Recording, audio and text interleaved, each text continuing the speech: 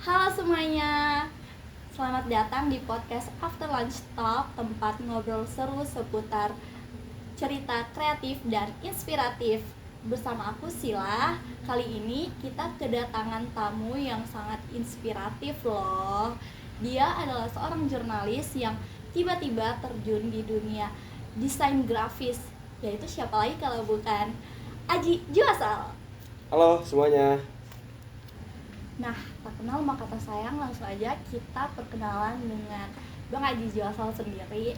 Coba dong Bang, perkenalkan diri dan ceritain gimana seorang Bang Aji itu bisa sampai ke dunia desain ini. Oke, terima kasih Wasila atas undangannya nih, senang sekali. Yang pertama, nama gue Aji Juasal Mahendra, biasa panggil Aji, dan berkuliah di UIN Syarif Hidayatullah Jakarta, program studi jurnalistik, angkatan 2018. Gitu. Dan kalau boleh, ini berarti langsung ke belakang nih ya, cerita ke belakang nih kita. Dari awal sebenarnya jujur gue memang udah tertarik di dunia kreatif sedari SMA kayak gitu, dan itu pertama kali ketemu dunia kreatif itu saat sama teman-teman OSIS. Waktu itu kita ada event dan di situ gue kebetulan jadi koor Pupdekdok ya di situ, dan di situ pada akhirnya mulailah ngulik tuh, memperdalami berbagai macam hal-hal kreatif di dalamnya. Saat itu gue ditugaskan untuk jadi tim dokumentasi dan kebutuhannya adalah untuk editing video. Namun belakangan seiring berjalannya waktu juga lari nih ke bidang-bidang kreatif lainnya gitu, kan banyak ya bidang-bidang kreatif gitu, dan ketemu desain di kelas 3 SMA, dan ya itu hanya jadi hobi aja pada awalnya gitu. Saat ketemu di kampus pun gue nggak fokus ke sana, tapi memang tetap diasah kesenangan desain, dan setelah lulus pada akhirnya dimatengin lagi skill itu, dan ya sekarang as a professional graphic designer udah 4 tahun ya kurang lebih kayak gitu. Lumayan juga ya. Ya. Nah, menurut Bang Aji nih,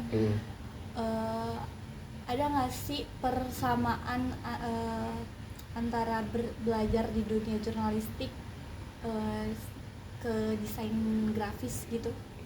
Tentu pasti ada ya, tapi nggak langsung secara secara berkaitan banget gitu, tapi beririsan iya gitu, karena kita juga kan belajar di kampus tuh, kita belajar mata kuliah perwajahan tata letak ya. Dan kita memang difokuskan untuk bagaimana caranya membuat layout koran gitu ya, karena kan memang output yang dikeluarkan oleh prodi jurnalistik ini adalah sebagai seorang jurnalis kayak gitu.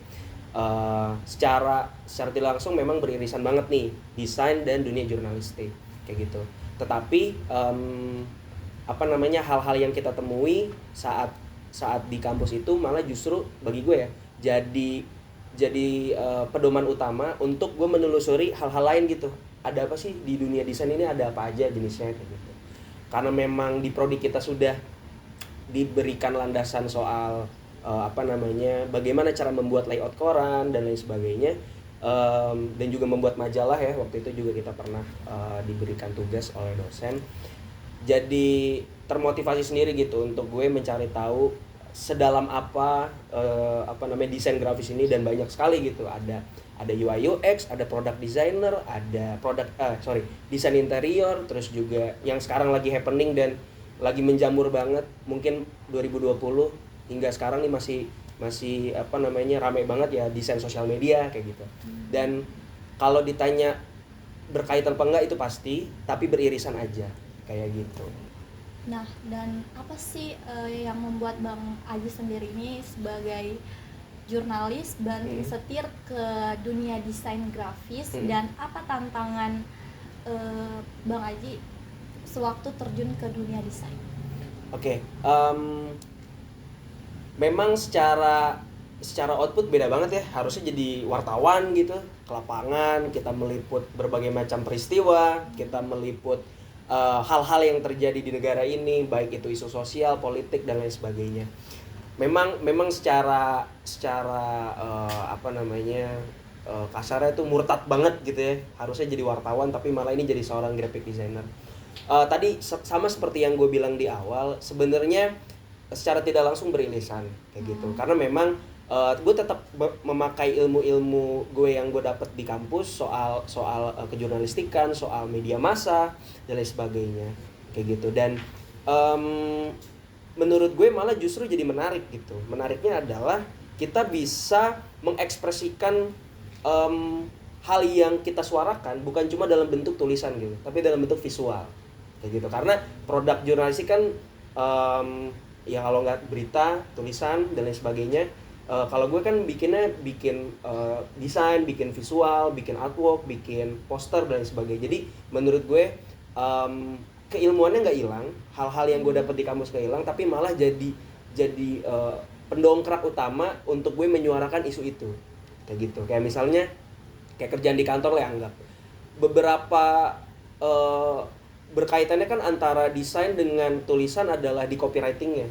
Nah di situ waktu kita di kampus kan kita diajarin tuh bagaimana cara menulis yang benar, bagaimana cara menggunakan judul, headline, tajuk dan sebagainya yang benar, dan itu kepake banget tuh di profesi gue yang sekarang gitu. Kalau dibilang tantangannya banyak sekali, banyak banget sebagai seorang graphic designer, apalagi yang mana gue lulusan jurnalistik nih kayak gitu. Ada rasa beban moral gitu. Masa iya gue nggak mengamalkan ilmu gue sebagai seorang yang harus sebagai seorang jurnalis gitu, karena memang lulusannya sarjana ilmu komunikasi dan sebagainya. Ada beban moral itu tersendiri. Tapi kalau gue nggak bisa lakuin itu di kantor, gue lakuin itu sendiri gitu, dengan platform yang gue bikin, dengan hal yang gue buat sendiri. Ada beberapa idealis gue yang nggak bisa ditaruh di kantor, ya gue terapkan di diri gue sendiri gitu. Gue bikin medium punya gue sendiri kayak gitu sih. Nah, desain Bang Aji ini gue lihat-lihat sering banget relevan sama isu yang lagi trending, kayak poster 3 godaan laki-laki gitu. Harta tahta wanita yang lagi trending sekarang ya Bang. Boleh dong lu ceritain gimana caranya milih isu yang pas untuk diangkat jadi karya, dan apa tantangan saat bikin desain yang kontroversial? Oke, sama seperti yang tadi udah gue singgung di awal. Jadi memang mungkin karena insting jurnalisnya nggak hilang kayak gitu. Jadi saat yang diajarkan di kampus kan kita harus peka ya sama isu-isu yang lagi terjadi gitu. Betul. Khususnya di negara kita gitu kan. Baik itu isu sosial, politik, hukum, keamanan dan sebagainya. Nah, walaupun sekarang memang nggak jadi seorang jurnalis murni gitu ya, gue sebagai seorang graphic designer, nyawa itu tuh nggak hilang gitu. Jadi karena insting seorang jurnalis masih ada, jadi gue tuh peka terus sama yang lagi terjadi nih saat ini, yang lagi diomongin orang dan lain sebagainya. Khususnya yang kasus kemarin soal ya terlalu kisruh lah itu. Yang satu soal harta kekayaan, soal donasi. Yang satu soal tahta jabatan, karena memang waktu itu dia masih jadi utusan presiden kan. Dan yang satu lagi soal wanita perempuan yang itu sampai pelecehan seksual sebanyak itu kan, itu ngaco banget gitu. Dan gue peka sama isu itu dan gue nge-highlight itu, dan karena itu beriringan dalam satu momen, ya gue inget satu kata yang pas gitu ya, harta tahta wanita, yang merupakan godaan laki-laki lah, semua godaan laki-laki. Dan itu pun nggak murni dari gue, orang 3 hari yang lalu udah ngomongin itu di Twitter, di TikTok, dan Facebook, karena gue mantau 3 platform itu. Di Instagram tuh belum ada, dan ada tapi nggak banyak ya maksudnya. Dan ya gue cuma ngedaur ulang aja sebenarnya, nggak murni gue mengkaitkan dia adalah harta, dia adalah tahta, dia adalah enggak. Gue cuma meng-create yang orang belum pernah bikin gitu. Karena biasanya kalau di TikTok gitu ya, mereka cuma video jalanan, lalu cuma ada teks yang harta dengan Agus gitu apa segala macem. Nah, gue mengkonversi itu menjadi desain. Itu yang nggak dilakukan orang. Nah, gue mengambil pasar itu karena gue punya prinsip, ya sedikit lebih beda lebih baik daripada sedikit lebih baik. Itu kan kata Panji Pragiwaksono tuh. Dan gue mencoba untuk selalu menjadi sapi ungu di antara sapi putih gitu, biar kita ternyata beda. Poinnya itu. Nah kalau tantangan memang apalagi isu-isu yang kontroversial ya, yang utamanya yang soal Gus Miftah itu, yang pada waktu itu masih menjabat sebagai utusan presiden, memang gue lihat dulu ada nggak nih mens rea-nya, cela, ada nggak niat jahatnya. Nah setelah gue pikir gue nggak ada niat jahat, gue cuma menyuarakan isu yang emang lagi dibicarakan publik dan gimana caranya isu tersebut nyampe dengan cara yang mudah dipahami. Itulah sebabnya orang-orang merasa relate, orang-orang merasa repost kayak gitu. Karena gue merasa tidak ada niat jahatnya, nggak ada mens rea-nya, maka ya gue lakukan itu, gue buatlah desain itu, gue buatlah poster itu, dan alhamdulillah rame, dan gue udah yakin bakal rame. Dan tentu pasti ada apa ya, perasaan-perasaan yang hadir gitu ya di diri gue bakal gimana ya gitu. Karena memang pada waktu itu ya si Gus Miftah ini masih menjadi utusan presiden kayak gitu. Dan bener aja malamnya rame, paginya itu jam 9 ya, salah satu ring satunya Pak Presiden itu nge-DM gua. Halo aja, gua balas iya Pak, ada yang bisa saya bantu, tidak dibahas lagi. Kayak gitu sih. Dan selebihnya sampai hari ini ya fine-fine aja, karena itu adalah suara semua masyarakat Indonesia. Beberapa public figure pun ya banyak yang nge-repost itu gitu. Dan ya gue cuma ngebantu aja untuk gimana caranya pesan ini nyampe tapi dengan cara yang gampang dan ini tuh relate sama orang gitu. Pada intinya konten lu bisa rame tuh karena lu banyak-banyak searching. Yes, dan karena insting jurnalisnya itu. Yeah. Nah, setelah tembus ratusan ribu like, jutaan viewers dan berhasil punya 18.300 followers, jadi apa kunci sukses Bang Aji, dan adakah strategi khusus serta konversi uang yang didapat dari konten-konten lu tersebut, Bang? Oke. Kuncinya adalah yang tadi gue bilang, berani beda. Karena memang konten kreator tuh banyak banget malah. Kalau nggak ada pembeda, ya kita dilihatnya sama aja kayak gitu. Kalau yang ini udah ada, ya lu jangan pakai yang ini kayak gitu. Karena kan lagi-lagi riset itu penting, research itu juga sama pentingnya. Jadi gimana cara kita nge-create itu agar kita ini beda nih sama yang lain. Itu satu. Lalu kunci yang keduanya adalah tadi peka sama isu-isu yang lagi happening nih saat ini, yang lagi viral, yang lagi diomongin orang. Apapun itu, sosial, politik, ekonomi, dan lain sebagainya. Dan kalau itu semua dikombinasikan, maka kita bisa gitu untuk bikin yang memang style kita banget kayak gitu. Dan kalau bicara strategi, tentunya pasti ada. Dan merawat akun dari nol, itu benar-benar gue bikin dari nol, benar-benar nol sampai sekarang, itu benar-benar makan waktu, tenaga, pikiran, emosi, semuanya tercampur aduk. Karena memang no ads, no boost, benar-benar organik, murni organik. Gue nggak pernah pakai ads, gue nggak pernah pakai boost dan sebagainya. Dan itu semua karena gue tekunin gitu ya. Nah, kunci berikutnya adalah tekun. Karena gue tekunin, ya nyampe gitu. Dicombine sama hal-hal yang tadi udah gue sebutkan, ditambah ditekunin, itu bakal nyampe. Lalu juga ya strategi teknisnya tentu kalau diomongin di sini jadi panjang banget nih, Sil. Jujur bisa 1 jam nih kalau kita bicara strategi. Itu ada pastinya karena tiap platform tuh beda-beda. Platform A rame, platform B belum tentu rame. Di Instagram rame, di TikTok belum tentu rame. Dan ada yang rame berbarengan gitu. Tapi beda reach-nya, beda insight-nya, beda engagement-nya kayak gitu. Karena treatment-nya selalu gue samain gitu. Karena gue cuma crossing platform aja sebenarnya gitu. Platform utamanya di Instagram, gue pakai TikTok itu sebagai crossing platformnya aja kayak gitu. Jadi nggak gue bedain. Dan memang nggak works dua-duanya gitu. Ada yang naik, ada yang nggak. Di sini naik nih di IG, di TikTok nggak. Nah kalau yang soal yang tadi itu dua-duanya naik. Karena apa? Karena relate banget sama netizen, sama audiens kayak gitu. Dan utamanya adalah konten itu harus relatable, menarik, dengan di-share orang, harus bermanfaat dengan di-save orang. Entah orang nge-save karena referensi, style desain atau lain sebagainya. Lalu yang ketiga harus disukai gitu. Nah 3 hal ini sebenarnya kuncinya, share, save, like. Nah baru 3 ini udah ada, orang-orang udah pasti komen kayak gitu. Konversinya memang kalau di platform Instagram dan TikTok itu nggak langsung ke kita, nggak beda kayak YouTube. Kalau YouTube kan ada partnership YouTube AdSense dan Google AdSense kan, yang mana kita bikin konten, lalu di video kita ada iklan dan itu pemasukannya masuk ke kita.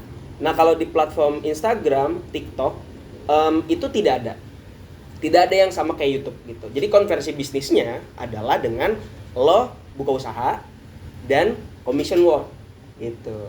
Jadi lagi jalan nih sekarang gue buka PO gitu, pre-order untuk t-shirt gue bikin merchandise gitu. Jadi konversi bisnisnya adalah gue bikin merchandise.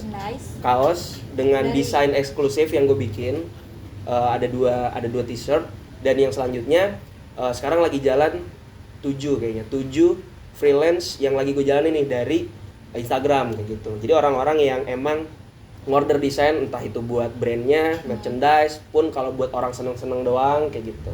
Jadi gitu, konversi bisnisnya beda sama di YouTube. Kalau di Instagram sama TikTok adalah dari commission work kayak gitu. Oke, jadi itu strategi-strategi yang lu terapin di konten-konten lu ya Bang. Dan konversi keuangannya dari pembukaan bisnis seperti merchandise dan freelance. Ya betul. Nah terakhir dong Bang, ada nggak sih pesan-pesan lu untuk para pemuda-pemuda yang ada di Indonesia ini? Wow, siap. Yang baru mau terjun di bidang desain grafis. Ya. Boleh? Dan konten juga ya, udah pasti. Dan konten juga. Pesannya adalah yang paling utama ya. Apa tuh? Gue rasa gini, semua orang tuh bisa ngelakuin itu, tapi nggak semua orang bisa konsisten.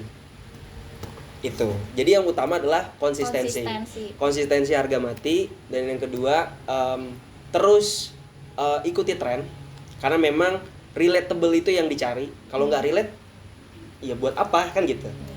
Lalu yang ketiga, kita harus jadi orang lain. Artinya gini, lu bikin itu harus memposisikan diri lu sebagai audiens, bukan sebagai diri lu sendiri. Artinya ada beberapa hal-hal yang memang lu langgar dari awal melalui idealis lu gitu. Jadi kalau kita ngikutin idealis kita doang tuh nggak bakal nyampe itu. Jadi kita harus ngedengerin apa maunya audiens. Harus didengerin gitu. Ya. Harus didengerin. Mereka tuh maunya apa sih? Mereka tuh sukanya seperti apa? Jadi kita harus jadi dia. Kita harus jadi mereka gitu. Jadi sudut pandangnya diubah. As a audience, bukan as a creator. Karena kalau bikin yang kita mau, belum tentu orang lain suka. Kayak gitu. Lalu yang selanjutnya berani beda yang tadi gue udah sebutkan di awal, dan ya itu semua akan bisa nyampe kalau lu bersungguh-sungguh dan punya niat yang prima, optima, dan semangatnya tetap dijaga kayak gitu. Semangatnya tetap dijaga. Yes, betul. Wasila. Wah, seru banget ya ternyata ngobrol sama Bang Aji, dari cerita pindah karir, bikin konten yang ngikutin tren, sampai strategi anti basi di media sosial. Betul. Nah, teman-teman, ingat kata Bang Aji, yaitu tetap terapin konsistensi dalam diri, berani beda, dan bikin konten apa yang audiens mau, bukan apa yang kita. So, jangan lupa like dan subscribe podcast kita, dan bagiin ke teman-teman kalian yang butuh inspirasi. Sampai ketemu di episode selanjutnya bersama aku Sila. Stay kreatif and stay inspiratif. Bye-bye. N ya, pakai N ya? Iya kan? Bener-bener, saya kreatif, bahasa Indonesia kreatifnya. Oh iya.